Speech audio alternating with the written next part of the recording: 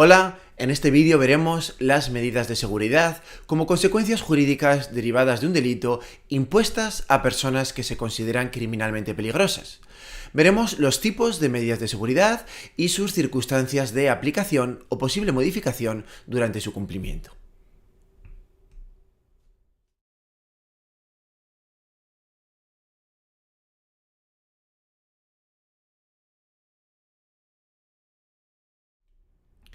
En primer lugar, presentamos las medidas de seguridad como consecuencias jurídicas derivadas del delito, al igual que las penas. Y precisamente la mejor forma de introducirse en las medidas de seguridad es contrastarlas y ponerlas en comparación con las penas. Las penas, como bien sabemos, son consecuencias jurídicas que se imponen a personas culpables, es decir, a sujetos que han sido declarados culpables como consecuencia de la comisión de una infracción penal. Por tanto, presupuesto de las penas es la culpabilidad del sujeto al que se imponen. En cambio, algo distinto ocurre con las medidas de seguridad. Esta consecuencia jurídica se aplica a sujetos que son declarados criminalmente peligrosos tras la comisión de un delito. Por tanto, su presupuesto fundamental no es la culpabilidad, sino la peligrosidad del sujeto al que se imponen. Vamos a ver aquí un pequeño cuadrito que diferencia las características esenciales, fundamentales de las penas y las medidas de seguridad, que ayudará a comprender muy bien la dicotomía entre ambas y a contextualizar las medidas de seguridad. Mientras que las penas consisten en la retribución por el hecho cometido, se dice que las medidas de seguridad en realidad miran hacia el futuro, hacia la prevención de futuros delitos como elemento fundamental.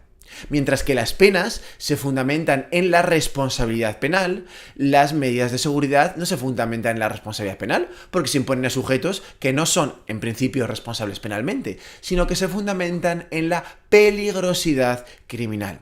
Por eso se dice que una de las funciones elementales de las penas es la punitiva, pero sin embargo, en el caso de las medidas de seguridad, esa función punitiva se desplaza a una función primordial de carácter terapéutica, de carácter asegurativa.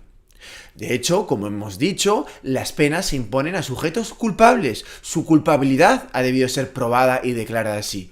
Mientras que, en el caso de las medidas de seguridad, se imponen a personas inimputables o las denominadas semi-inimputables. Aunque en realidad esta frontera hoy en día queda un poquito más desdibujada debido a la existencia de nuevas medidas de seguridad, como por ejemplo la libertad vigilada postpenitenciaria, que se pueden imponer también incluso a sujetos que pueden considerarse culpables. Pero en principio, o al menos en su fundamento tradicional, penas para sujetos imputables, medidas de seguridad para sujetos inimputables o semi-inimputables. Y finalmente, en lo que respecta a su cumplimiento, característica fundamental de las penas es su cumplimiento inalterable.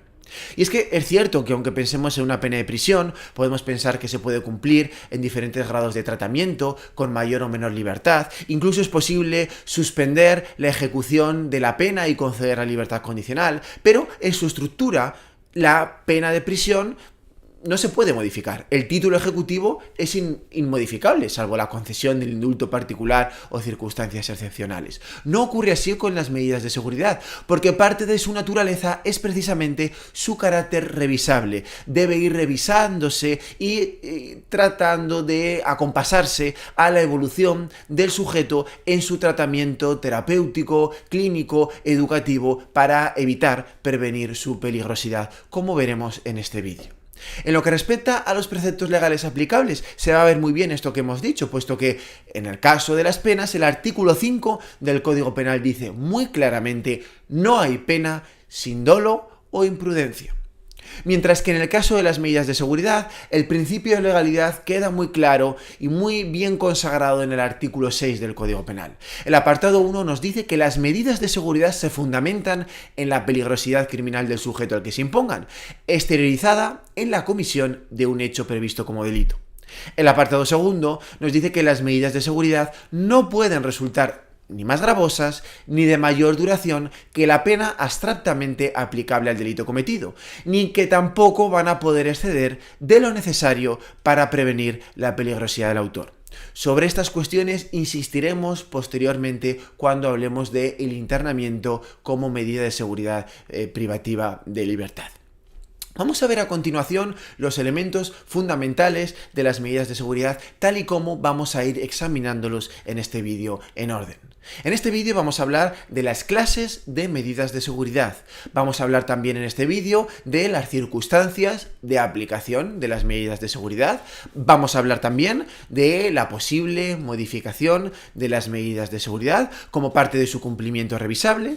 Vamos a hablar también de qué ocurre en el caso de que se incumplan las medidas de seguridad. De hecho, terminaremos este vídeo hablando del quebrantamiento de las medidas de seguridad. Y por tanto, siguiendo este orden, vamos a comenzar en primer lugar hablando de las clases de medidas de seguridad. Clases de medidas de seguridad. De este modo, el Código Penal, en el artículo 96, ya nos dice claramente que podemos distinguir dos grandes tipos de medidas de seguridad. Medidas de seguridad no privativas de libertad y medidas de seguridad privativas de libertad, que se conocen como las medidas de seguridad de internamiento. Vamos a ver cada una de ellas, primero las enumeraremos y luego hablaremos algunos aspectos esenciales de cada una. Como medidas no privativas de libertad distinguimos las siguientes: la inhabilitación profesional, la expulsión del territorio nacional, libertad vigilada, la custodia familiar, la privación del derecho a conducir vehículos a motor y la privación del derecho a la tenencia y porte de armas. Como medidas de seguridad privativas de libertad, distinguimos las tres medidas clásicas de internamiento, que son internamiento en un centro psiquiátrico, internamiento en un centro de deshabituación, internamiento en un centro educativo especial. Tres medidas de seguridad privativas de libertad. Y como digo, vamos a comenzar en orden viendo los aspectos más importantes, los aspectos fundamentales de cada una de ellas, tal y como se describen en el Código Penal, comenzando por la primera, por la inhabilitación profesional. Según el artículo 107 del Código Penal, esta medida priva a la persona del ejercicio de un determinado derecho, profesión, oficio, industria, comercio, cargo, empleo u otras actividades que pueden ser o no retribuidas, y además por un tiempo de entre 1 a 5 años, cuando la persona haya cometido el delito con abuso de dicho ejercicio o en relación con él, y también cuando de la valoración de las circunstancias concurrentes pueda deducirse el peligro de que vuelva a cometer el mismo delito u otros delitos semejantes. Eso sería la inhabilitación profesional, una especie de inhabilitación especial, salvando las distancias, pena de inhabilitación especial. Repito, salvando las distancias sería la pena análoga a la que le equivaldría. Hablamos, en segundo lugar, de la expulsión de España. Según el artículo 108 del Código Penal, supone la expulsión de la persona del territorio nacional como sustitutiva de las medidas de seguridad que sean aplicables. Y también el archivo de cualquier procedimiento que tuviera por objeto la autorización para residir o trabajar en España, por un tiempo máximo de 10 años. Vemos aquí el paralelismo con la institución contemplada en el artículo 89 del Código Penal, que consiste en la sustitución de las penas de prisión impuestas a ciudadanos extranjeros por la expulsión. Continuamos con la tercera medida, que sería la libertad vigilada. La libertad vigilada consiste en el sometimiento del condenado a control judicial a través de su cumplimiento de determinadas medidas. En realidad, por su importancia, este tipo de medida va a ser examinada en un vídeo independiente, especialmente en lo que se refiere a la llamada medida de seguridad de libertad vigilada postpenitenciaria. Tanto me remito a lo que veremos en ese vídeo. Vamos con la siguiente medida, que es la custodia familiar. La custodia familiar supone que la persona sometida a esta medida pues queda sujeta al cuidado, a la vigilancia del familiar que se designe y que acepte la custodia, que la va a ejercer en relación con el juzgado de vigilancia penitenciaria. Eso sería la custodia familiar según este precepto. Respecto de la privación del derecho a conducir vehículos a motor, pues es una medida de seguridad muy sencilla. Porque al igual que la pena privativa de derechos, que lleva el mismo nombre, inhabilita para el derecho a conducir vehículos a motor y ciclomotor. Algo muy similar ocurriría en el caso de la siguiente, la privación del derecho a la tenencia y porte de armas. Al igual que en la medida anterior, esta medida de seguridad inhabilita para el ejercicio de un derecho, que en este caso es el derecho del ejercicio a la tenencia y porte de armas. Esta sería, por tanto, una visión general de las distintas medidas de seguridad no privativas de libertad. Vamos a ver a continuación las medidas de seguridad privativas de libertad. 3 medidas, comenzando por el internamiento en un centro psiquiátrico. Un centro psiquiátrico es un centro orientado al tratamiento médico del tipo de anomalía o alteración psíquica que se aprecie en el caso de personas que en el momento de cometer el delito pues no puedan comprender la ilicitud del hecho o actuar a causa de esa comprensión a causa de cualquier anomalía o alteración psíquica. Por otro lado, el internamiento en un centro de deshabituación pues supone que se ingresa a esa persona en un centro de estas características, público o privada, para el tratamiento de un estado de intoxicación o de dependencia a bebidas alcohólicas, drogas tóxicas, estupefacientes, sustancias psicotrópicas u otras sustancias análogas. Y para finalizar, en lo que respecta a la medida de seguridad de internamiento en un centro educativo especial, pues es un centro para personas que sufren alteraciones en la percepción desde el nacimiento o desde la infancia y que tienen gravemente alterada la conciencia de la realidad, según el artículo 20.3 del Código Penal, que es el que se refiere a esta circunstancia eximente que veremos con posterioridad. Precisamente lo que nos interesa sobre todo es centrarnos en estas medidas de seguridad privativas de libertad o medidas de internamiento, que son a las que voy a dedicar un poquito más de atención en los siguientes minutos de este vídeo. Porque para ello hay que ponerlos en contexto con las correspondientes circunstancias eximentes de la responsabilidad criminal. Sabemos que en el caso de las 3 primeras circunstancias eximentes se aplicarán medidas de seguridad. 20.1, enajenación mental y trastorno mental transitorio. 20.2, intoxicación plena y síndrome de abstinencia. 20.3, alteraciones en la percepción desde el nacimiento o desde la infancia. Dice el artículo 20.1 que está exento de responsabilidad criminal, si recordamos, el que al tiempo de cometer la infracción penal, a causa de cualquier anomalía o alteración psíquica, no pueda comprender la ilicitud del hecho o actuar conforme a esa comprensión, incluyendo también el trastorno mental transitorio, salvo cuando hubiese sido provocado por el sujeto, con el ánimo, sabemos, de cometer el delito o se hubiese previsto debido prever su comisión. La circunstancia del artículo 20 pues establece que está exento de responsabilidad criminal el que al tiempo de cometer la infracción se haya en estado de intoxicación plena por el consumo de bebidas alcohólicas, drogas tóxicas, estupefacientes, sustancias psicotrópicas u otras análogas, siempre que de nuevo no haya sido buscado por el sujeto con el propósito de cometerla o hubiese debido prever su comisión, y también a las personas que se encuentran bajo la influencia de un síndrome de abstinencia a causa de su dependencia de tales sustancias que le impida comprender la ilicitud del hecho o actuar conforme a tal comprensión. Finalmente, la circunstancia del artículo 20 pues fija que está exento de responsabilidad criminal el que por sufrir alteraciones en la percepción desde el nacimiento o desde la infancia tenga gravemente alterada la conciencia de la realidad. Pues bien, en cada uno de estos casos se prevé la posibilidad de imponer una medida de seguridad de internamiento, aunque también medidas de seguridad no privativas de libertad. Vamos a verlo.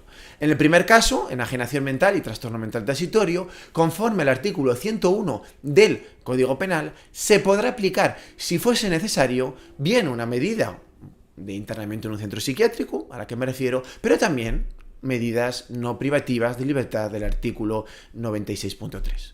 Lo mismo ocurre en el caso de intoxicación plena y síndrome de abstinencia. Según, en este caso, el artículo 102 del Código Penal, se podrá aplicar, si fuera necesario, bien una medida de internamiento, en este caso en un centro de deshabituación, o una medida no privativa de libertad, porque no necesariamente se va a aplicar una medida de seguridad privativa de libertad. Y, finalmente, en el caso del artículo 20.3, señala el artículo 103 del Código Penal que se podrá aplicar, si fuese necesario, una medida de internamiento en un centro educativo especial o medidas no privativas de libertad del artículo 20.3 del Código Penal. Tengas en cuenta, eso sí, que cuando se trate de medidas de internamiento, el internamiento no va a poder exceder del tiempo que hubiera durado la pena privativa de libertad, en el entendimiento de que el sujeto obviamente hubiese sido declarado responsable criminalmente y por tanto culpable. Y a tal efecto, pues el juzgado o el tribunal deberá fijar en la sentencia ese límite máximo de duración de esta medida de seguridad de internamiento. En estos casos, el sujeto internado no va a poder abandonar el centro sin autorización del juez o tribunal sentenciador, como es evidente. Esto es lo que respecta a la aplicación de las circunstancias eximentes. Pero también contempla el Código Penal, en este caso en el artículo 104 del Código Penal, qué ocurriría en el caso de las circunstancias eximentes incompletas. Bien circunstancia eximente incompleta del artículo 21.1 como atenuante en relación con el 20.1, bien en relación con el 20.2, bien en relación con el 20.3 que he mencionado anteriormente. Es decir, en estos supuestos sabemos que puede verse atenuada la pena y disminuir en 1 o 2 grados cuando no reúnen los requisitos para eximir de responsabilidad criminal, pero sí se puede llegar a atenuar y en un grado bastante importante. Bueno, pues en estos supuestos de aplicación de circunstancias eximentes incompletas nos encontramos con los sujetos denominados semi-imputables o semi-inimputables, que es lo mismo. Es decir, los sujetos semi no llegan a ser inimputables, como en el caso anterior, pero son semi-inimputables. Tampoco llegan a ser imputables, como una persona culpable a la que se puede aplicar una pena. Son semi. La clave está en el semi-imputables o semi-inimputables. En estos casos, el artículo 104 del Código Penal contempla la posibilidad de imponer penas y medidas de seguridad. ¿Por qué? Penas por el carácter semi-imputable, medidas de seguridad por el carácter semi-inimputable, porque es una mixtura de ambos. En el primer caso, se establece que se puede imponer, además de la pena correspondiente, pues el internamiento en un centro psiquiátrico o bien medidas de seguridad no privativas de libertad. En el caso de intoxicación plena y síndrome de abstinencia, igual, se podrá imponer, no es obligatorio, pero se puede imponer, además de la pena correspondiente, una medida de seguridad de internamiento en un centro de deshabituación o medidas de seguridad no privativas de libertad. Y finalmente, en el tercer caso, también, si se acuerda una eximente incompleta, además de la pena correspondiente, se podrá imponer, una medida de internamiento en un centro educativo especial o bien una medida de seguridad no privativa de libertad. Lo que tiene que quedar claro, en todo caso, es que cuando se aplique finalmente, si es que se opta por aplicar las medidas de internamiento, esta medida de internamiento solamente va a ser aplicable cuando la pena impuesta sea privativa de libertad, de prisión, y que además su duración no va a poder exceder de la prevista por el Código Penal para el delito de que se trate. Eso también, al igual que ocurría con anterioridad. En este caso tan peculiar de que concurren penas y medidas de seguridad, no sabríamos muy bien cómo se pueden cumplir estas penas si no fuera por una previsión específica que establece el artículo 99 del Código Penal. Es decir, el artículo 99 del Código Penal establece las reglas a seguir en caso de concurrencia de penas y medidas de seguridad privativas de libertad. Digamos que 2 pasos. Primero, el juzgado o tribunal ordenará el cumplimiento de la medida que se abonará para la pena. Es decir, la medida de seguridad tiene prioridad. Primero se cumple la medida y el tiempo de cumplimiento de la medida de seguridad se abona para el cumplimiento de la pena. Pero, claro, puede ocurrir que haya más pena de prisión que medida de seguridad. Bueno, en ese caso, nos dice el Código Penal, una vez alzada la medida de seguridad, el juzgado o tribunal podrá, si con la ejecución de la pena se pusieran en peligro los efectos conseguidos a través de la medida de seguridad, suspender el cumplimiento del resto de la pena por un plazo no superior a la duración de la misma, o bien podrá decidir aplicar una medida de seguridad no privativa de libertad. Estas son las reglas, por tanto, a aplicar en estos casos tan particulares que contempla el artículo 104 del Código Penal para semi-imputables cuando concurran penas y medidas de seguridad. Vamos a a cambiar ahora, y una vez que hemos visto los tipos de medidas, vamos a hablar las circunstancias de aplicación de las medidas de seguridad. Las circunstancias de aplicación de las medidas de seguridad se recogen en el artículo 95 del Código Penal, que nos dice que se aplicarán por el juzgado o tribunal previos informes que estime convenientes, siempre que concurran las siguientes circunstancias. En primer lugar, que el sujeto haya cometido un hecho previsto como delito. Recordemos que según el artículo 6 del Código Penal, las medidas de seguridad se fundamentan en la peligrosidad del sujeto en el que se imponen, exteriorizada en la comisión de un hecho previsto como delito. Por tanto, es necesario que el sujeto haya cometido un hecho previsto como delito.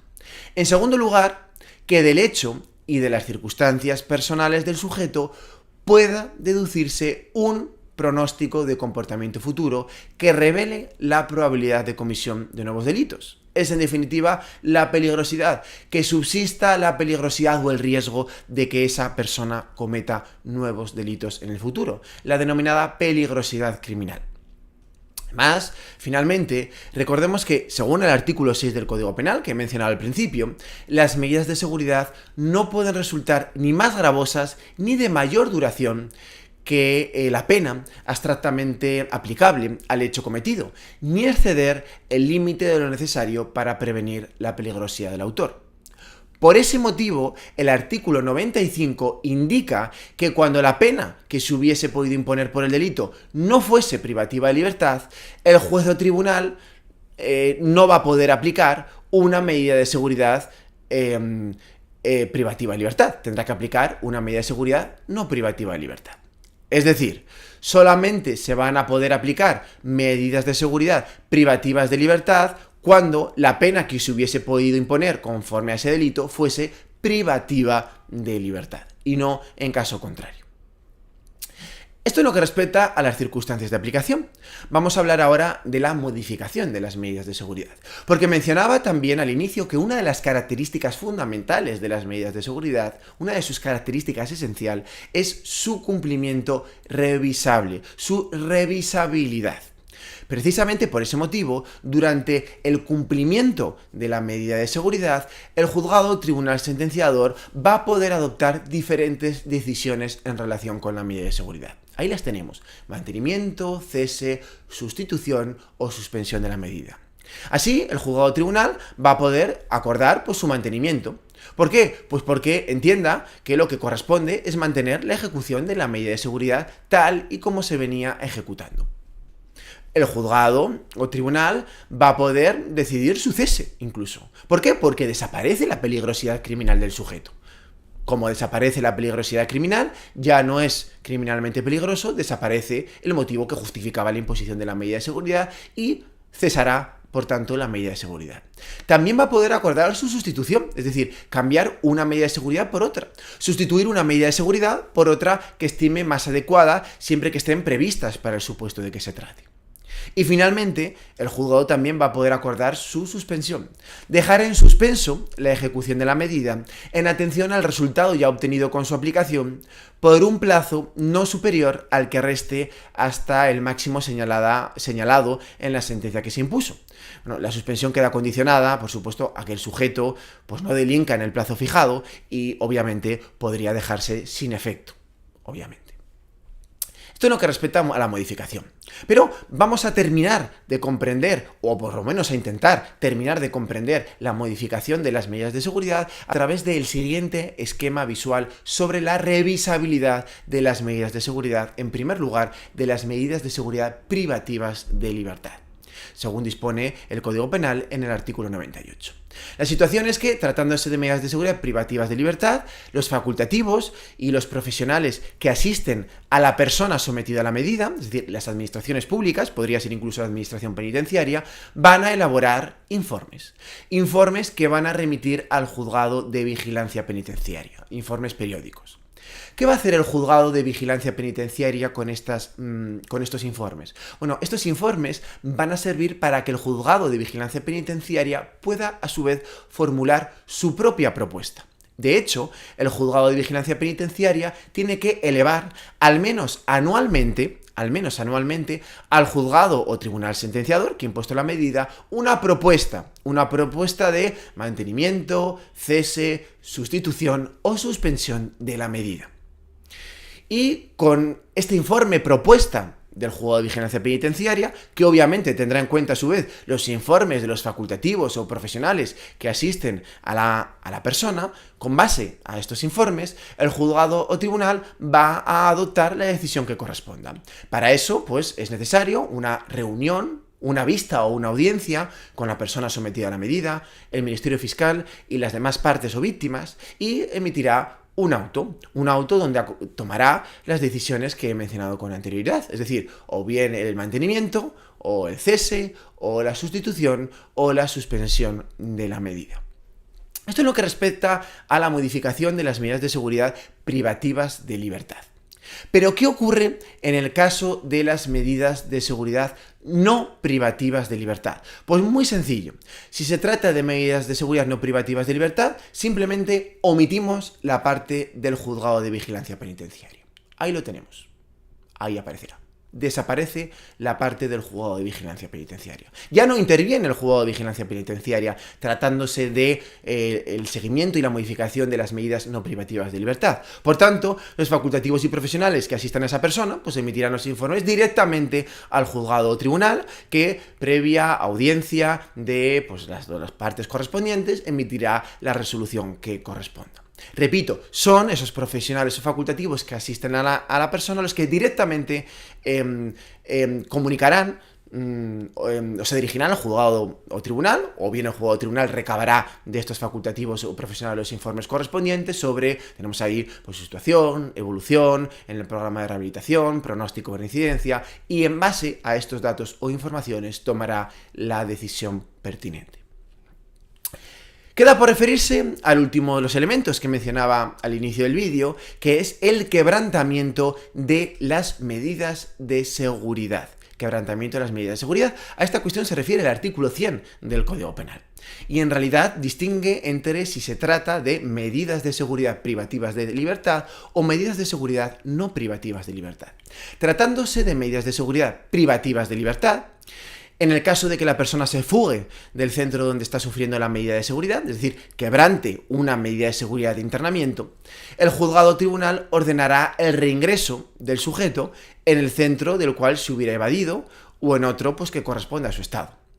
Tratándose de medidas de seguridad no privativas de libertad, en ese caso, pues se podrá acordar la sustitución de la medida quebrantada por la de internamiento, si ésta estuviese prevista, lógicamente, para el supuesto de que se trate, y si el quebrantamiento demostrase su necesidad. Pero, en todo caso, en ambos casos, en ambos supuestos, tanto tratándose de medidas privativas de libertad o no privativas de libertad, se ha producido un quebrantamiento, ¿verdad? Por ese motivo, el juzgado o tribunal deducirá testimonio por el quebrantamiento. Es decir, cuando hablamos de deducirá testimonio por el quebrantamiento, nos referimos a que recabará los testimonios o las alegaciones para que el órgano competente instruya una causa criminal por un presunto delito de quebrantamiento de condena del artículo 468 del Código Penal. A estos efectos nos dice el artículo 100 del Código Penal que no se considerará quebrantamiento de la medida la negativa del sujeto a someterse a tratamiento médico o a continuar el tratamiento médico inicialmente consentido. Y así terminamos este vídeo sobre las medidas de seguridad, en el que hemos estudiado, aunque de forma superficial, qué son los tipos de medidas de seguridad privativas y no privativas de libertad, las circunstancias de aplicación, su posible modificación durante la ejecución y finalmente qué ocurre en caso de quebrantamiento de las mismas.